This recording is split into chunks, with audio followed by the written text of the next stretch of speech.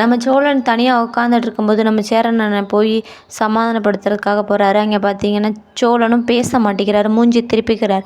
உடனே நம்ம சேரன் அண்ணனுக்கு என்ன பண்ணுறது ஏது பண்ணுறதுன்னு ஒன்றுமே புரியாமல் கையெழுத்து கும்பிட்டு அழுகிறாரு. நான் பண்ண தப்பு தான், என்னை மன்னிச்சிடுறா அப்படின்னு சொல்லிட்டு.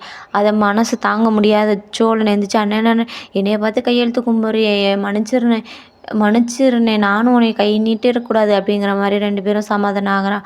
அந்த டைம் பார்த்திங்கன்னா நமக்குலாம் நிலாவும் கிராஸ் ஆகுறாங்க. மூஞ்சி கொடுத்து பேசாமல் முறைச்சி பார்த்துக்கிட்டு போகிற மாதிரியே போகிறாங்க அந்த நிலா. அதே டைம் பார்த்திங்கன்னா நிலா ஆஃபீஸ் கிளம்பிட்டு இருக்கும்போது சாமி கும்பிட்டுட்ருக்காங்க. அந்த டைம் நம்ம சேரன் அண்ணனே நிலாவுக்கு டீ கொண்டு போய் கொடுக்குறாங்க. நிலா இந்தாப்பா டீ அப்படின்னு சொல்லிட்டு நிலாவும் அந்த டீயை வாங்கி குடிப்பாக அப்படின்னு எதிர்பார்த்தா வாங்கி பொசுக்குன்னு கீழே வச்சுட்டாங்க.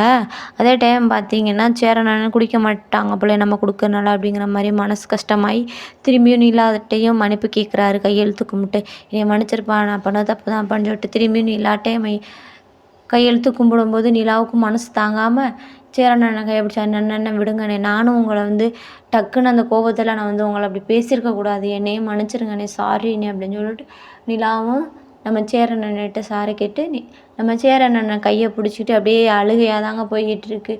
எப்படியோ பாச மலர்கள் சேர்ந்துருச்சு, அது வரைக்கும் சந்தோஷம்.